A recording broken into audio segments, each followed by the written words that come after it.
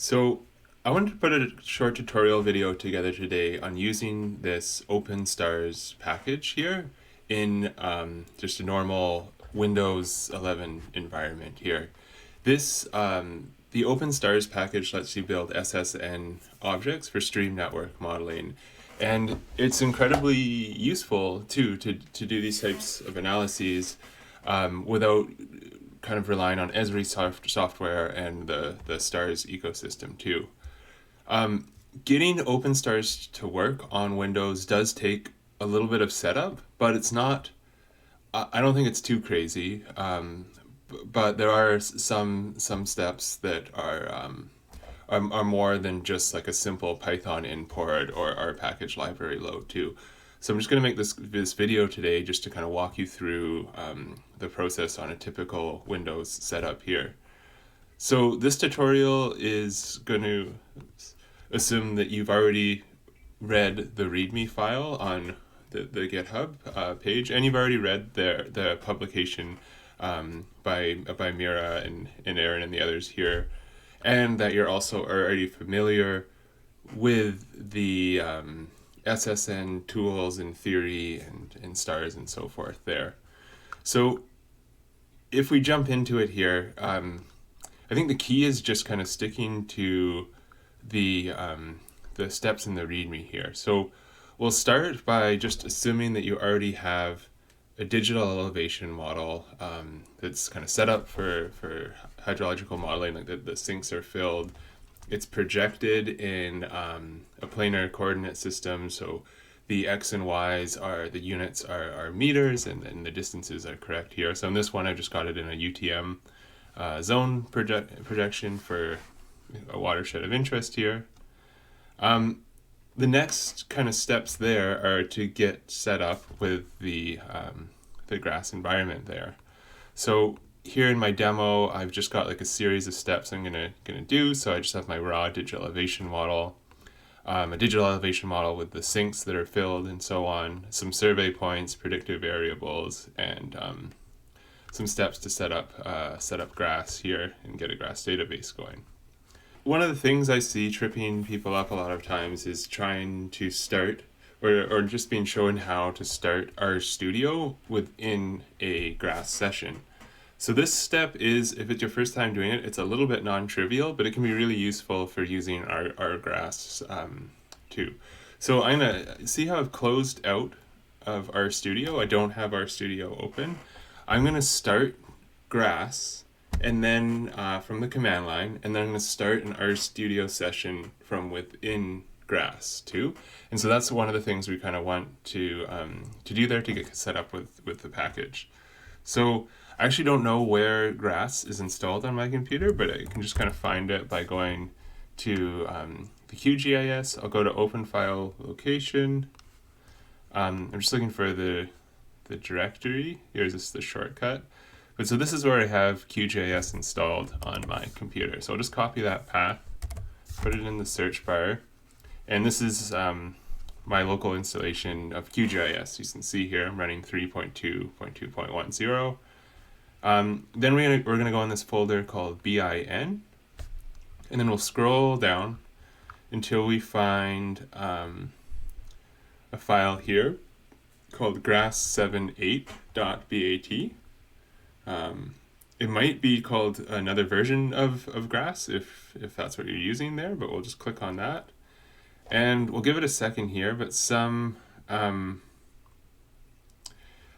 you see when we click on it, there's a command line kind of app that's loaded here, and then a graphical user interface app.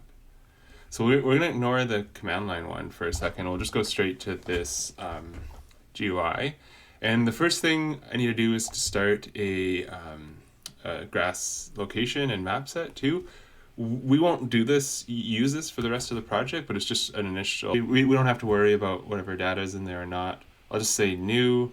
I'm just going to leave this unchanged and just leave it as new location. Here we need to set the projection too. So unlike QGIS, GrassGIS, everything has to be in the same projection, like all the data layers. It won't project on the fly. And we'll use these EPSG codes. So if I look here, my UTM projection that I'm using 32610. So I'll punch that in here, 32610. I find it. There we are. Finish. Then I highlight this and I'll click Start Grass Session. Then again, that first pop-up will go away, and then two other pop-ups will come up here. And before we get kind of going too much further with this, there are some add-ons and extensions that we need to just for the first setup on your computer. You should only have to do this once, but I think they're listed in here. So where, yeah, add-ons and extensions. We need this R stream basin, R stream distance, and stream order. So to add these extensions, we'll go back to this little pop-up here, and I'll go settings, add-ons, extensions, install extensions, sorry. Just let it load up here. I open this raster. What was the first one? It was R streams and basins.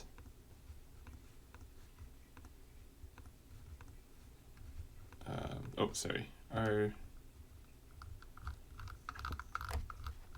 So just gonna find each one of these.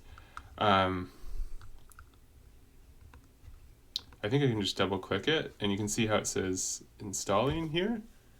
I've actually already installed these, so it's not gonna do anything on my computer, but on yours it should say installing, and then it should load and install. I'm not going to do it on all the rest of these, but you should manually just go through and just match this list that they have here, and just make sure that yours are all installed. After that, we can go ahead and we're going to close both of these GUI grass pop-ups here, but we're going to leave the command line, this big black screen, open too. So I'll close this. If you get this pop-up too that says quit grass entirely, we don't want to do that because we still need it on the next step, but we just want to close this GUI. In the next step we're doing here is we're going to start our studio from within the grass session, and this is where we're going to do that. So if I go back to my tutorial here, I've got my my R project file that's already here, and in the description box below you can find a link to the same repo, just of these files here, if you want to go through and see what's going on there. So to open our studio from within Grass, I'm going to copy the string here, the file path, just to the parent directory for where my R project file's sitting. Then I'll paste it into the command line here, and on Windows 2 we'll do the CD for change directory, and I'll click enter. Then we can just see kind of how the directory's changed here. If I type dir, I can actually see the names of all those files that are in the directory. And so if I go back to here, I see my R project file. I will copy this. Oh, shoot, sorry. Yeah, copy this, and then I'll just punch it into the command line here. Notice that I don't have RStudio open right now. Everything else is closed. So when I start this, I just wait a second, and now we see RStudio has just fired up here, but it's started from within a Grass session. So we can see there's some of these error messages here. Don't be too concerned if some of these Python pass. We'll get to those in a second. But the process that we've just done here is that we've started R within a Grass session, and this is important so we can use the corresponding Grass commands. If we just start RStudio normally and try to work through the tutorial, we'll run into all sorts of bugs and other issues. while we're doing the next few steps, we're just going to keep this black window here just in the background. So the first thing we're going to do here is, we actually have to fix some file path issues. So when you set this up, depending on, again, if we go back to this, how all the QGIS files are installed, there's about a handful of, I think there's 10 or so file paths directories that we have to get right, just to make sure that openSTARs will run on the computer. Like for instance, like grass has to be 7.8, the Python has to be, oh shoot, where is it?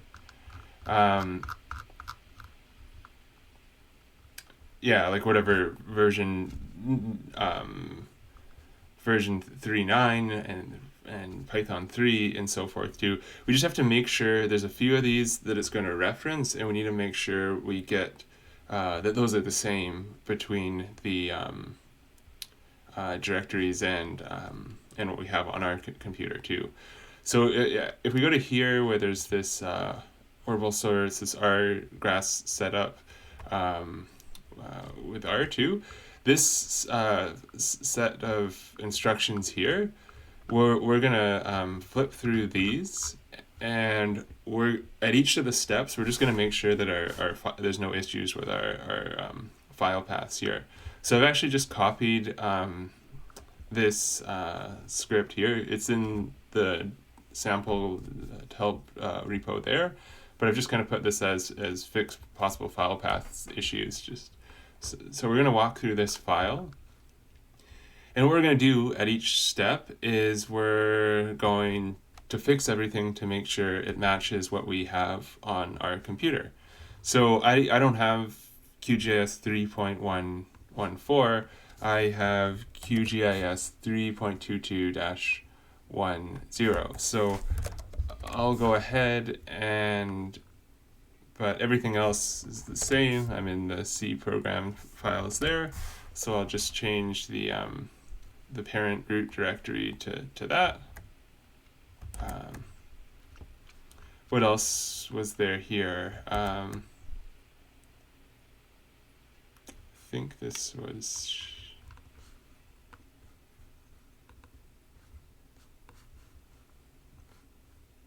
share GDAL, bin GDAL plugins. So for each of these, you should sort of just be kind of cross-referencing each of these just to make sure they do indeed match what you have on your computer there. I'm not going to go through all of these, but it might be worthwhile spending a bit of time too. So this one I had to change. I think I already changed it in this script, but this is xt ini Python. No, sorry, I was in apps.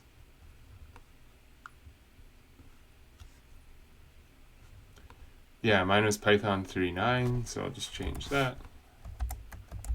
And we'll just kind of slowly work our way down here.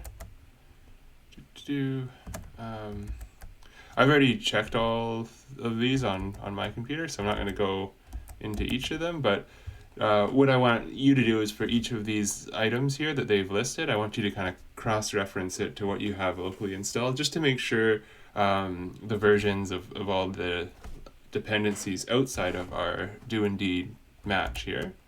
So if you get a warning here as you're stepping through this step, just go back and make sure all the paths here are lining up okay. I think these are all good too.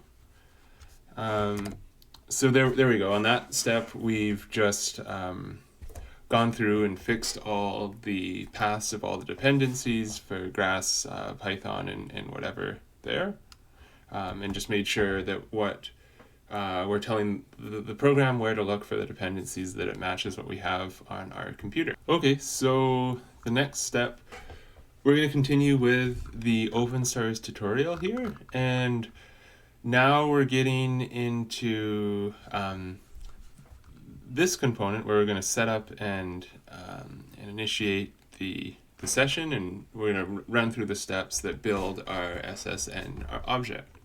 So if I go back to RStudio, just in my kind of sample repo, I just made this one script here. I set up openSTARs here.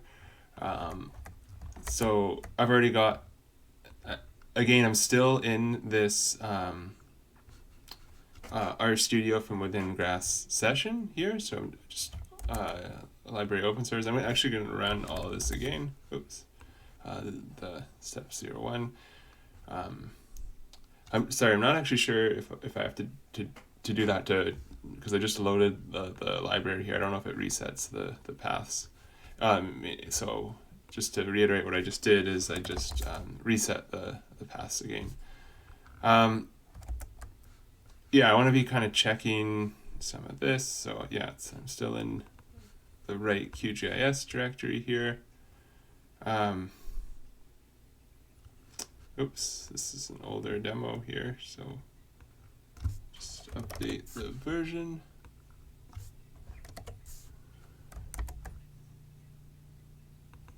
I think that's right, yeah.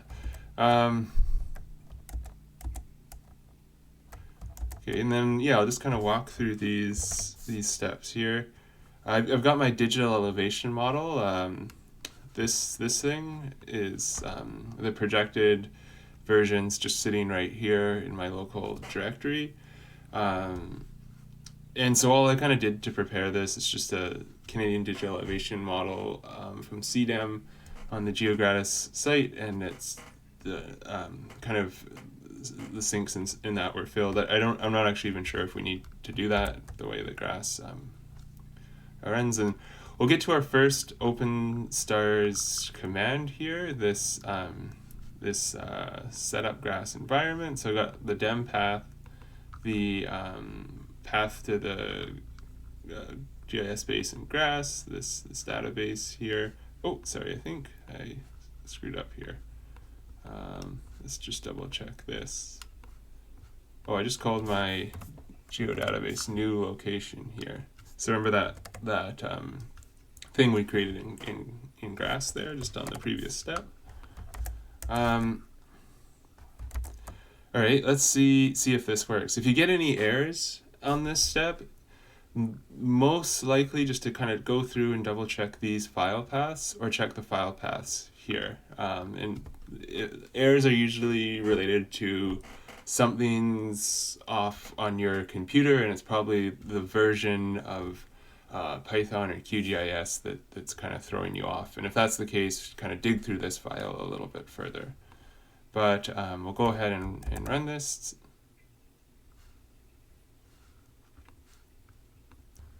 Oh, I actually got an error there, so I just went back and fixed something. Yeah, I just want my parent directory. I know this is bad practice, just having the directory hard-coded, but I'll go through and just try this again. Okay, so that seemed to be working. We don't get immediate errors here.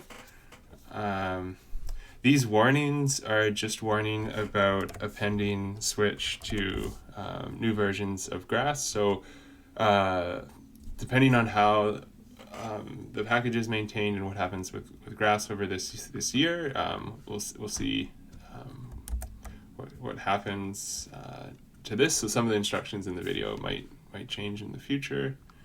We run this check projections.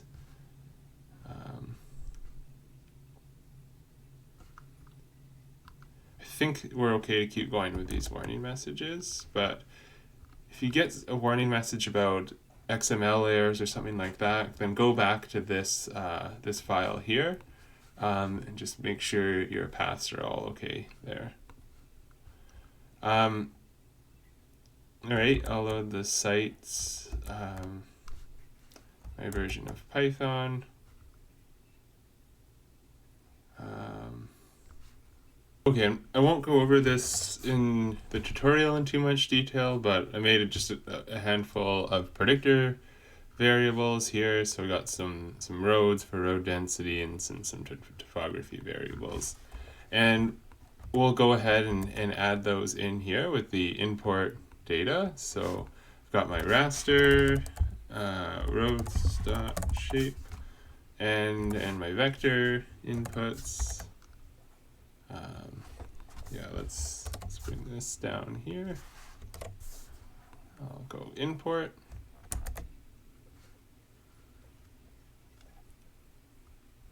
My sites and my digital elevation model and my predictors.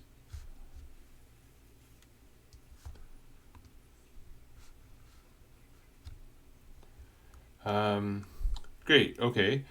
Now let's derive the stream layer. So this is kind of good. If you're already at this step and you're following along and you're not getting any more error messages, then you're probably past the hardest part. And if you're still watching, you could probably kind of flip back to the README on Mira's GitHub repo here, and you're probably kind of good to go. I'll just keep this recording going and just kind of run to the end of this here, just for proof of concept. But I think the hardest part is just knowing how to start RStudio within Grass, and then kind of some of these initial path issues for the dependencies, and just kind of getting familiar with the data formats that go into it. But regardless, I'll just kind of keep running to the end here. So here I'm gonna, we're going to do the drive stream layer to leave the threshold for what constitutes a stream. I'll let this run here. Then let's check confluences.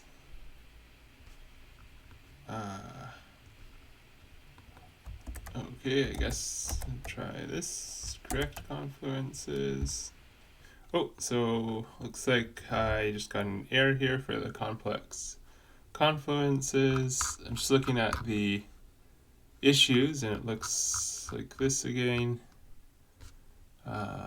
So I'll just try increasing the threshold a bit here. Okay, so I actually had a bit of issues here. I kept getting the complex confluences, and then when I would run this correct function, I would get an error in here somewhere. What I actually did is I increased this accumulation threshold metric here. But what you can see, there's a few issues here related to it. However, when I just set up the data for this tutorial, I just used this raw digital elevation model. In hindsight, I probably should have filled some of the sinks and just kind of massaged and done more work on the actual data before just throwing it in here. But I can see now I don't have the confluences, so I can skip over this. Now I can calculate the edges here. So we're getting the RCA values.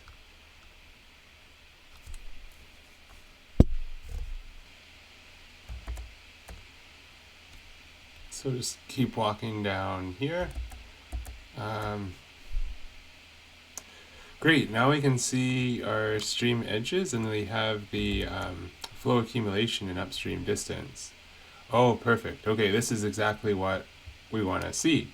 Now we can see our vector streamline geometries attributed with the flow accumulation, and just with a watershed, we can. This is what we expect. Is the outlet will have significantly more flow going into it with a super steep nonlinear relationship. So that looks great. Upstream distance, yeah, that looks good too. Drainage area, yeah. Oh, great. Okay, so this is looking good. I will snap the sights on. Oh, so sorry, I just cut the clip there. I just made an error with the projection and the column names for the sites. So There we go. Now they've loaded okay. We'll go ahead and make the site prediction points. Okay, we'll read them in and see. Yeah, they seem to make sense there. All right, now I'll work through each of our variables. So this slope and aspect variable, we'll just do mean, base, and slope.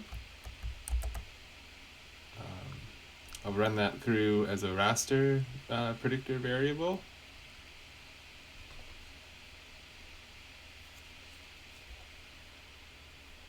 You might want to reference the documents for these functions along with the original publication here too. I won't really go into each of these, but now we can see our stream colored by the mean, base, and slope for the reach, and then the stream color-coded by the mean, base, and slope for the upstream basin from the edge of the reach. Now, the next example, we'll go and calculate a vector variable. So here in this case, I'm going to look at, I want to do road density here. So density of roads, so the sum of the kilometers per kilometer squared. I don't think they have, we might have to do this in two steps here. So this, we won't be able to do density per se. Or will we? I think we have to just do a sum.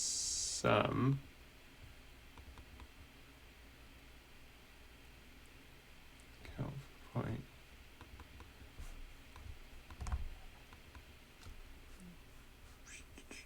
You know what? We'll actually have to come back and do this later. I don't think it can do sums of line lengths. One way to get the same effect is we could say all roads are 8 or 10 meters wide, and then just treat them as polygons. But yeah, let's just skip over that though for now.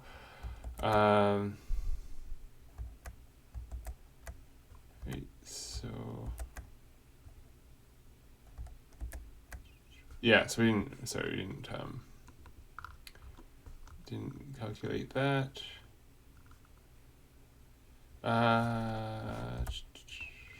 Sorry, these are from an older tutorial here. Oops.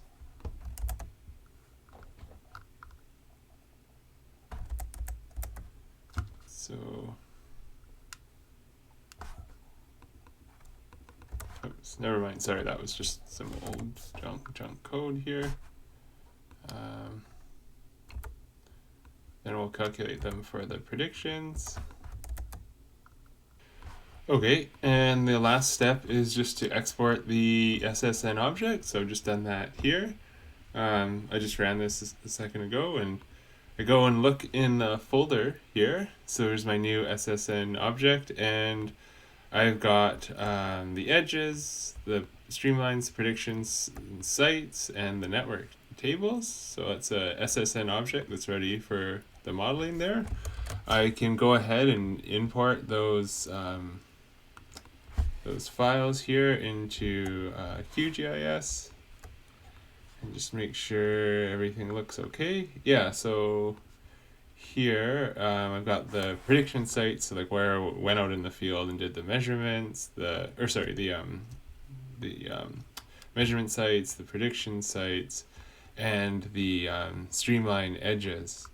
So again, like how much detail we get for these streamline edges will be a result of the accumulation thresholds we set, and we're having that error before with the digital elevation model, but that's solvable by fixing it, fixing the inputs, sorry, there. And yeah, so here this is all ready to go, and then you can continue doing modeling work with it in the SSN package and so on. Yeah, so that's the end of this tutorial here, just kind of doing a walkthrough of the openSTARs package on Windows 11 and just kind of getting used to running our studio within Grass and so on there. And thanks for watching. Bye now. And thanks again to the authors of the original package here. So it's an amazing tool, and I think it's, apart from the few hiccups there on some of the functions, I think it's a really great resource. And so thanks again. Bye now.